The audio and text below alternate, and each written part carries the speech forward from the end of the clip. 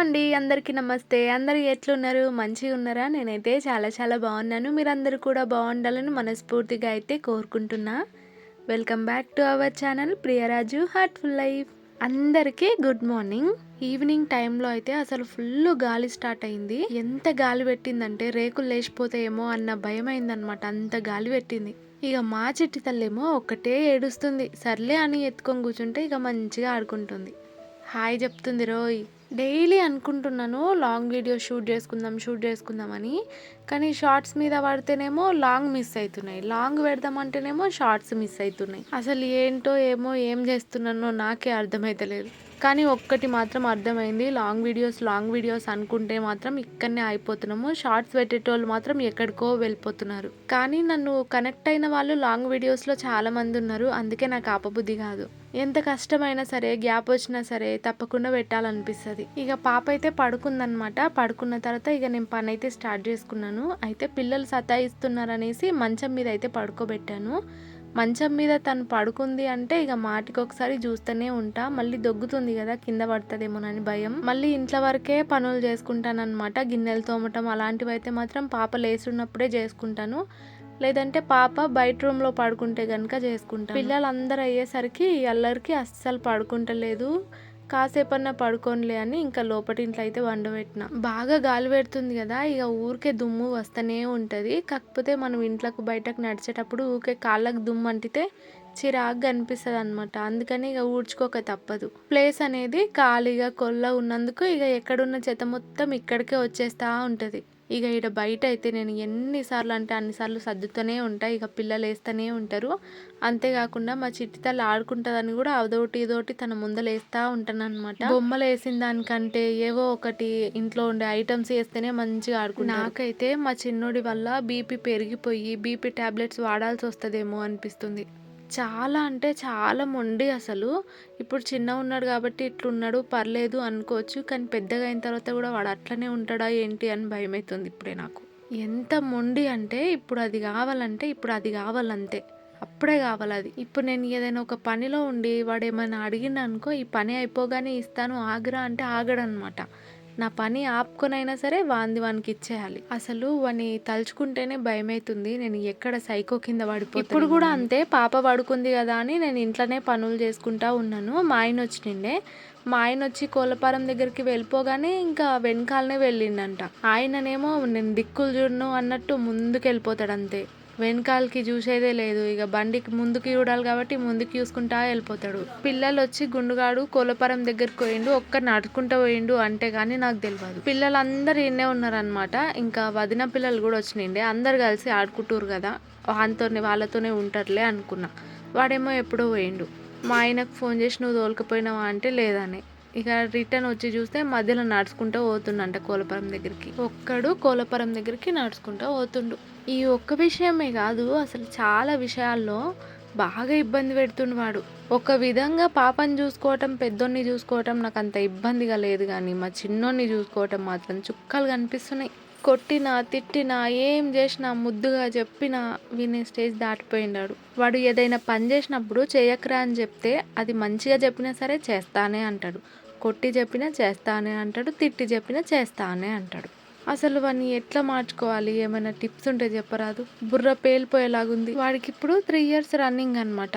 ముందు ముందు మారుతాడేమో అని చిన్న ఆశ. ఇప్పుడు ఇంట్లో ఉన్నంత వరకు ఓకే, కానీ ఎక్కడికైనా బయటకు వెళ్ళినప్పుడు కూడా ఇలానే ఉంటే చాలా కష్టం. ఇక ఇండ్లు ఊడ్చి అటు ఇటు తిరిగేలేపు పాప అయితే లేచింది. ఇంకా పాపనైతే బయటికి తీసుకొచ్చేసి నేనైతే గిన్నెలు తోముతున్నా. ఈ వాకర్ వచ్చిన తర్వాత కొంచెం బెనిఫిట్గానే ఉంది నాకు. అంటే అందులో వేస్తే అటు ఇటు చూసుకుంటా, కోళ్ళని చూసుకుంటా, మమ్మల్ని చూసుకుంటా ఉంటుంది. ఇంకా నా పని నేను చేసుకోవచ్చు.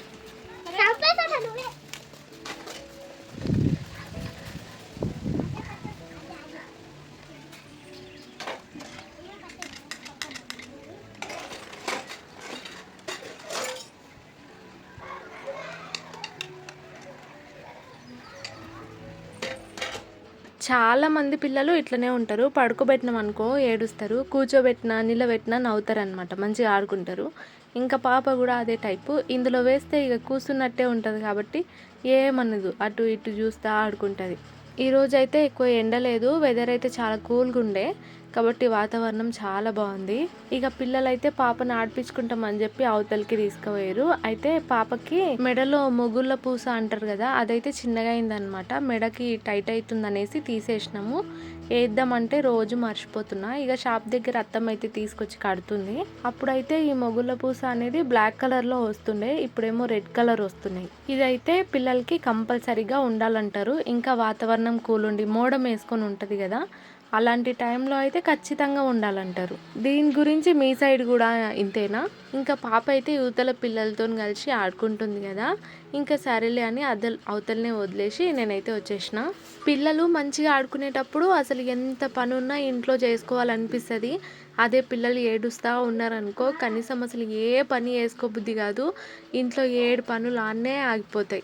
ఏదో ఒక రోజు అలా ఉంటుంది ప్రశాంతంగా, మిగతా రోజులంతా ఇబ్బందే. చాలామంది క్వశ్చన్ కూడా అడుగుతూ ఉంటారు, ఒక్కరితోనే ఏగలేకపోతున్నాము, అలాంటిది వాళ్ళని చూసుకోవటం కాకుండా యూట్యూబ్ ఎట్లా రన్ చేస్తున్నామని. ఎట్లా అంటే సింపుల్గా చెప్పాలంటే ఒక ముళ్ళకంప మీద నడుస్తున్నట్టుంది. వీడియో షూటింగ్లో మీకు ప్రశాంతంగా ఇట్లా గడిచిపోయేటివన్నీ కనిపిస్తాయి అంతే. బ్యాక్గ్రౌండ్లో వాళ్ళు ఏడ్చేది, నేను కెమెరా ఆపి మళ్ళీ వాళ్ళని ఎత్తుకునేది, వాళ్ళని చూసుకునేది, మళ్ళా వాళ్ళని ఓదార్చి మళ్ళీ వాళ్ళ పనులకు వదిలేసి మళ్ళీ నేను షూట్ చేసుకునేది, ఇదంతా కనిపించదు అనమాట. కష్టమే, మామూలుగా కాదు, చాలా కష్టం. ఇంత కష్టంగా నెట్టుకొస్తున్నా కూడా కొందరికి అర్థం కాదు. అవును, కష్టపడేది మాకోసమే నేను చేసుకుంటున్నానులే, కానీ ఎవరు కష్టపడ్డా వాళ్ళ కోసమే కదా కష్టపడేది. మనం కష్టపడుతున్నాం అంటే మన పిల్లలకి మంచి భవిష్యత్తు ఇవ్వాలని, అంతే కదా. ప్రతి ఒక్క పేరెంట్స్ అలాగే ఆలోచిస్తారు, అందుకోసమే కష్టపడతారు. మొన్న ఒక రోజు అయితే మా చిన్నోడు సతాయించేది తట్టుకోలేక ఏడ్చేసిన తెలుసా. అసలు మొత్తం సర్దేసుకొని నీట్గా చేసేసుకొని అన్ని పనులు ముగించుకొని అట్లా కూర్చున్నంతే. అయితే వాళ్ళ కోసం పాలు హీట్ చేసినాను అనమాట. కాలుతున్నాయి, జర చల్లగైనాక వస్తా, ఒక 5 నిమిషాలు ఆగురా అని మా చిన్నోనికి చెప్పిన. కూర్చున్నా నేను. ఎప్పుడో పోయిండు, ఇట్లా కట్టలా ఉంటుంది కదా, దాని మీదకి ఎక్కిండు, పాలను గుంజిండు. అవి అసలే వేడి పాలు, ఇంకా నయం మీద వాళ్ళలేదు, మొత్తం కింద చల్లిపోయినాయి. గిన్నెడు పాలు కింద పోసిండు. ఇక అదంతా క్లీనింగ్లు అది ఇది. నాకైతే ఎంత ఏడుపు వచ్చిందంటే మామూలుగా కాదు. వాడి మీద అంతకంటే ఎక్కువ కోపం కూడా వచ్చింది. ఇట్లే చేస్తాడు, ప్రతి ఒక్క విషయంలో ఇట్లనే చేస్తాడు. వాడిని ఎలాగైనా మార్చుకోవాలి, కానీ నాకు ఎట్లా అనేది కూడా అర్థమవుతలేదు. ప్రశాంతంగా వంట స్టార్ట్ చేయాలంటే ఒక కప్పు చాయ్ కడుపులో పడాలి. ఇక పిల్లలైతే అవతల ఆడుకుంటారు కదా అని నేనైతే చాయ్ పెట్టుకుని ఇంకా బయటకైతే పోయినాను అనమాట. బయట అయితే చాలా కూల్గా ఉంది. ఇలాంటి కూల్ వెదర్లో మంచిగా వండుకోవాలనిపిస్తుంది, కానీ ఇక మధ్యరాత్రి కాగానే చలి పెడుతుంది, మళ్ళీ లేచిపోవాల్సి వస్తుంది. అందుకే ఇక బయట వంటలేమో. అయినా చలి స్టార్ట్ అయింది, ఇక వాన కూడా ఎప్పుడు పడేది అర్థం కాదు. మళ్ళీ పిల్లల్ని ఎత్తుకొని ఉరకాల్సి వస్తుంది. ఎందుకో తెలియదు, తప్పో రైటో కూడా తెలియదు, కానీ పిల్లలు కనుక సతాయిచ్చారనుకో ఫస్ట్ మా ఆయన మీద కోపం వస్తుంది నాకు.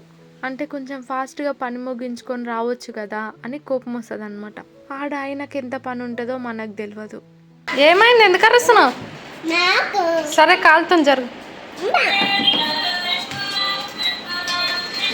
ఎందుకు అరుస్తుందిరా కంపది?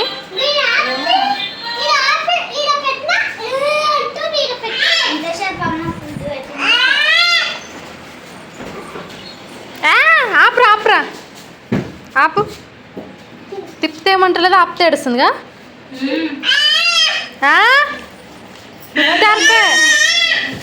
తరపే మళ్ళా దాంట్లో ఏం లేదు.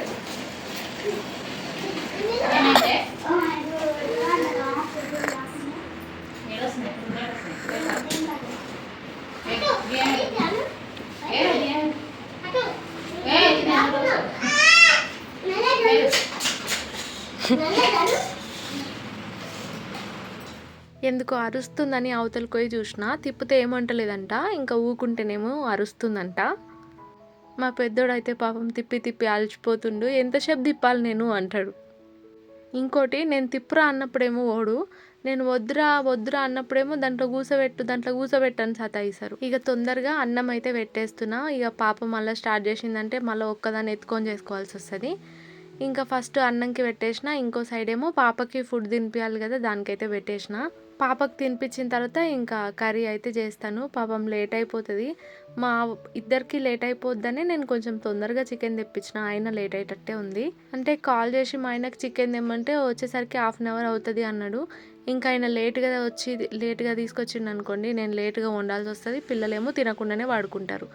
అందుకని వచ్చి తెచ్చిచ్చి ఇంకా తర్వాత మళ్ళీ పోయి పని చేసుకో అని చెప్పిన. ఇంకా అందుకనే వచ్చి ఇచ్చిపోయిండు అనమాట. ఇంకా ఫస్ట్ అయితే అన్నంకి పెట్టేస్తున్నా. అన్నం అయిన తర్వాత ఇంకా ఇదే స్టవ్ కొంచెం పెద్దగా మండుతుంది అనమాట. యువతల సైడే కర్రీ చేయాలి.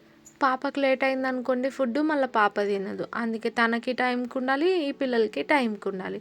ఎవరికి లేకపోయినా తినకుండానే వాడుకుంటారు. ఇంకా నార్మల్గా అయితే కర్రీ వండి అన్నం ఒకటి వండిందంటే ఇక వాళ్ళు తొందరగానే తినేస్తారు.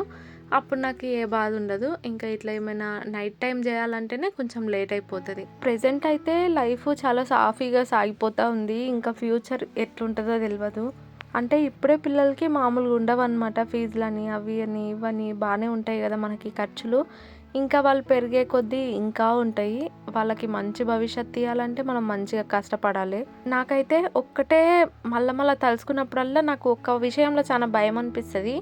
అంటే నేను ప్రతిసారి ఆడపిల్ల కావాలని కోరుకున్నాను, అనుకున్నట్టే జరిగింది. కానీ మా అమ్మ నాకు ఎంత చేసిందో నేను నా కూతురికి అంత చేయాలి. కానీ మా అమ్మ చేసినట్లు నా కూతురికి నేను చేయగలనా అన్న డౌట్ అనమాట. వాళ్ళు ఉన్నంత స్ట్రాంగ్గా మనం ఉండి మన పిల్లలకి చేసుకోగలమా? ఈ విషయం తలుచుకుంటే మాత్రం భయం అవుతుంది. చిన్నప్పటి నుంచి పెరిగి పెద్దయి అన్నీ తోడుండి చేసుకోవాలి. నాకైతే బగారన్నం వేసేటప్పుడు ఎసర్లా బియ్యం వేయాలంటే భయం అవుతుంది. నీళ్లు జిలుతాయి కదా, అందుకని భయం అవుతుంది అనమాట. ఇప్పుడు కూడా పాపను ఎత్తుకొని వేస్తుంటే ఫస్ట్ వేయంగానే నీళ్ళు వచ్చి చేతి మీద పడ్డాయి. అందుకే ఇక చెంచాతోనైతే వేస్తున్నా. ఇక పాపనైతే కిందేసి పౌడర్ డబ్బాలు అవి ఇవి ఇంట్లో ఉండే ఐటమ్స్ అన్నీ పీకి ముందరేయాలన్నమాట. ఇక ఆడుకుంటుంది. అవి బోరు కొట్టినంతసేపు ఆడుకుంటుంది, అంతసేపు మనం పని ముగించుకోవాలి. ఇక ఒక సైడ్ అయితే అన్నం వేసి పెట్టేసిన. ఇక పాపకి అయింది అనమాట, అది చల్లగా అయింది కూడా. ఇంకా తర్వాత బయటికి తీసుకెళ్ళి తినిపిస్తున్నాను. ఇంట్లో అయితే ఫ్యాన్ లేదు, ఏం లేదు కదా, చల్లగా బయట అయితే మంచిగా గాలి పెడుతుంది. అందుకే ఇక బయటకు ఎత్తుకొచ్చేసిన. నిన్న ఒకరోజు మా నాన్నగాడే తినిపించిండు అనమాట. అంటే వాకర్లో కూర్చుంటే మంచిగా వాడు తినిపించిండు. ఇంకా అది చూసి మా చిన్నోడు ఇప్పుడు సతాయిస్తుండు, నేను తినిపిస్తా అని. కానీ పాపకి ఆకలి అవుతుంది ఆల్రెడీ. తినిపిస్తారా, నేను పాపకి ఆకలి అవుతుందని నేను చెప్తున్నా. వాకర్లో కూర్చోబెడితే మా పెద్దోడు మంచిగా తినిపిస్తున్నాడు. కానీ ఊరికే వాడికి పని చెప్పడం ఎందుకు పాపం అనిపిస్తుంది. వీడికే నాకు మస్తు హెల్ప్ చేస్తుంటాడు. అది తెచ్చిరా అంటే తెస్తాడు, ఇది తెచ్చిరా అంటే తెస్తాడు. కానీ కొంచెం రోజుకి వీడు కూడా చిన్నోనిలాగా తయారవుతుండు. వీడు కూడా అట్లనే అయిందంటే ఏగుడు మామూలు కష్టం కాదు నాకు. అప్పుడు నేను అన్ని బంద్ చేసుకొని వాళ్ళ మీద 2 కళ్ళు వేసి వాళ్ళని చూసుకుంటూనే కూర్చోవాలి. ఇక పాపకి తినిపించి కిందేసిన పాప అయితే ఆడుకుంటుంది. ఇక నేను చికెన్ కర్రీ అయితే చేస్తున్నాను. ఆడికే మా పెద్దోడు అయితే ఆకలి అవుతుంది, ఇంకెప్పుడు చేస్తావు అంటుండు. కానీ ఏం చేద్దాం, తప్పదు కదా. ఇక ఒక సైడ్ పాపకి తినిపించుకోవాలి, వండుకోవాలి, ఇంకో సైడ్ ఇటు చేసుకోవాలి. నాకైతే ఎంత ఫాస్ట్గా చేసుకుందాం అనుకున్నా ఇక లేట్ అయిపోద్ది. ఇంకా ఈడొకడు గుండుగాడు ఏమైనా వండుతున్నానంటే ఇక పక్కన చేరేసుకొని నిలబడతాడు అనమాట. ఎంత చెప్పినా ఓడు. అది బండ కాదు కదా, చెక్క కదా, దాన్ని పట్టుకుంటాడు. దాన్ని పట్టుకొని ఊపితే వాడెక్కడ పోయి దాంట్లో నూనెలో దాంట్లో ఎడబడతాడో, లేకుంటే చెక్క కదిలి దాని మీద ఉన్న గిన్నెలు కింద ఎడబడతాయో అని నా టెన్షన్. దిగురా, ఆ స్టూల్ బయట వేయరా అంటే వేయడు. ఆ స్టూల్ ఒక్కటి వీళ్ళకి బాగా దొరికింది. ఏడున్నా ఆ స్టూల్ ఒక్కటి మోసుకొని వస్తారు. ఇక ఇంట్లో వేస్తారు, అందనివి చదువుతారు. ఇక ఇట్లా వంట చేసేటప్పుడేమో పక్కన వచ్చి నిలబడతారు. చూస్తా అంటాడు అనమాట. ఏం చూస్తావురా, వద్దురా అంటే వినడు. నాకైతే ఒక విషయము షాకింగ్ అనిపిస్తుంది. ఇప్పుడు పాపనే అనుకోండి, వాళ్ళ డాడీ ఉన్నప్పుడు అసలు ఎంత బాగా ఆడుకుంటుందో, అదే ఆయన లేనప్పుడు మాత్రం ఏడుస్తూ ఉంటుంది. మోసం.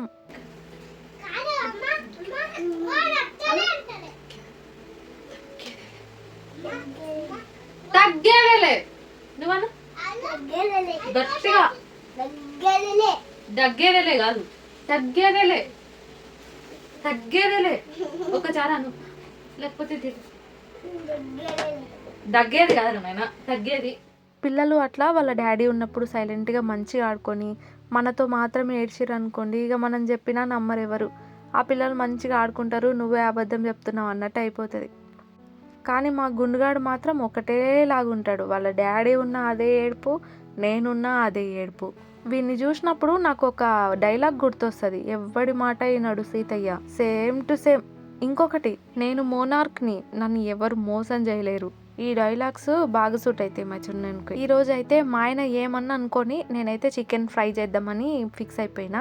అంటే ఆయన చికెన్ ఎక్కువగా తినడు అనమాట. అందుకని గ్రేవీ లాగా చేసినాం అనుకోండి, ఇంకా చికెన్ ముక్కలు ఎక్కువ తినకపోయినా ఆ గ్రేవీ వేసుకొని తింటాడు. కానీ ఎప్పుడు గ్రేవీ అంటే మాకు తినబుద్ధి అయితే లేదు, పిల్లలకి కూడా బోర్ కొట్టేస్తుంది కదా. మొన్న ఒక రోజు చికెన్ చేసిన రోజు అయితే ఇంకా ఎవ్వరికి తినాలనిపించలేదు అనమాట, విసుగొచ్చినట్టు అయిపోయింది. ఇంకోటి, నాకు చికెన్ కర్రీలో స్కిన్ కనిపించింది అనుకోండి, ఇంకా అస్సలు తినబుద్ధి కాదు. దాని మీద ఉన్న ఇష్టం అంతా పోతుంది స్కిన్ గిట్లా కనిపిస్తే. నేను తెప్పించుకునేటప్పుడే చెప్పిన, స్కిన్ మాత్రం అస్సలు కనిపించొద్దు అని. ఇక బొక్కలు అంటే నేను కాకపోయినా మా ఆయన కానీ పిల్లలు కానీ తింటారు. చికెన్ ఫ్రై కొంతమంది వేస్తే ఇట్లా మాడిపోయినట్టు బ్లాక్ కలర్ లాగా అట్లా అవుతుంది కదా, ఎందుకో మనం చేస్తే రెడ్గా అవుద్ది. అంటే ఇంకా బాగా కాల్చాలనేమో, కానీ ప్రెజెంట్ అంత టైం లేదు, చికెన్ ఉడికితే చాలు. ఎందుకంటే మా పెద్దోడు ఆల్రెడీ అయిందా నాకు నిద్ర వస్తుంది అంటుండు. ఇక నేను ఇన్స్టాగ్రామ్లో అయితే చూసినాను అనమాట, ఇట్లా గిన్నెలు వేసి గిన్నె బోర్లిస్తే మంచిగా చికెన్ భలే అనిపిస్తుంది. ఇంకా నేను కూడా ట్రై చేద్దాం అనేసి ఒక గిన్నెలోకి కాస్త చికెను అలాగే రైస్ అయితే వేసి ఒత్తి పెట్టి పక్కన పెట్టేస్తున్నాను. ఇంకా మా ఆయన వచ్చిన తర్వాత తినే టైంకి దాన్ని బోర్లిచ్చి చూద్దాం, కేక్ లాగా వెళ్తుందా లేదంటే మొత్తం కింద పడిపోద్దా చూద్దాం. పిల్లలకి అన్నం అయితే వేసి ఇచ్చినా కానీ కాలుతుంది కదా. ఇక మా పెద్దోడు ఆడికి కూరుకుతుండే ఆల్రెడీ, ఇంకా అందుకే గిన్నెలు తీసుకొని కల్పిస్తున్నా. మా చిట్టి తల్లేమో ఒకటే ఏడుస్తుంది అనమాట, ఇక ఎత్తుకున్నా కూడా ఏడుస్తూనే ఉంది.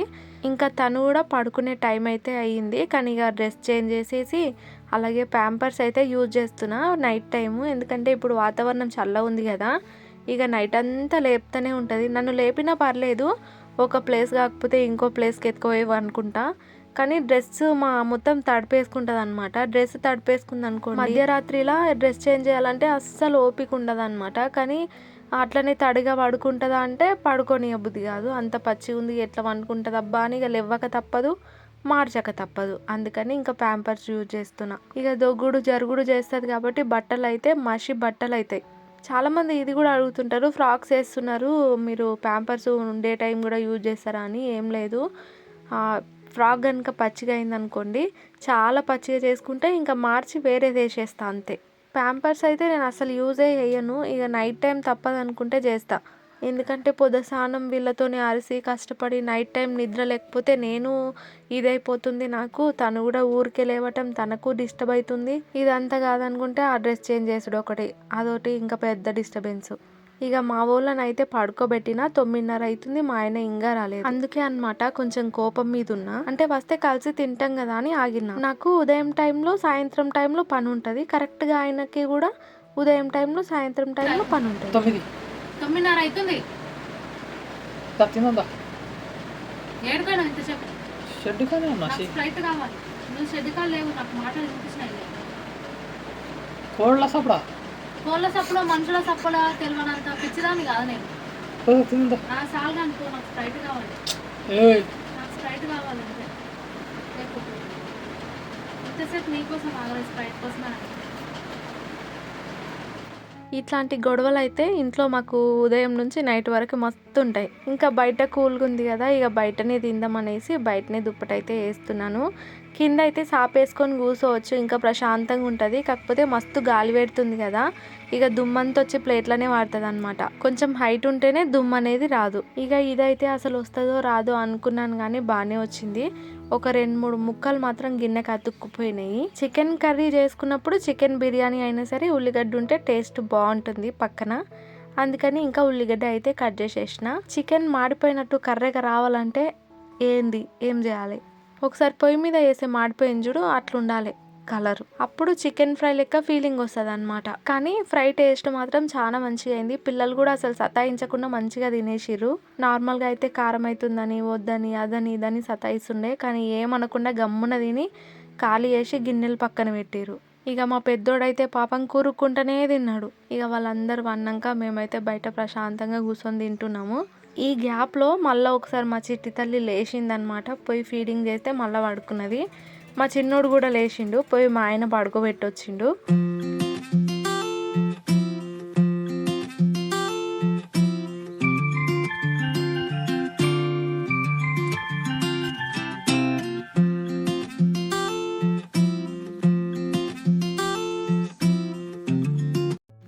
ఇక్కడ నేను ఏం మాట్లాడుతున్నానంటే అయితే రీల్స్ చేసినప్పుడు మూవీ సాంగ్స్ చేయమంటున్నారు కదా, అదే చెప్తున్నా. ఆయనకి సాంగ్స్ డాన్స్ అంతా ఆయనకే అనమాట. ఈ వ్లాగ్స్ నా వీడియోస్ కాడికే నేను. అందుకే చాలా మంది అంటున్నారు ఫోక్ సాంగ్స్ కొన్ని రోజులు పక్కన పెట్టి మూవీ సాంగ్స్ చూడే చేద్దామని చెప్తున్నా. ఇంకా వీడియో అయితే ఎండ్కి వచ్చేసింది. వీడియో కనుక నచ్చితే తప్పకుండా ఒక చిన్న లైక్ ఇచ్చి సపోర్ట్ చేయండి. మరొక వీడియోతో అయితే మళ్ళీ కలుస్తాను. ఉంటాను. బై.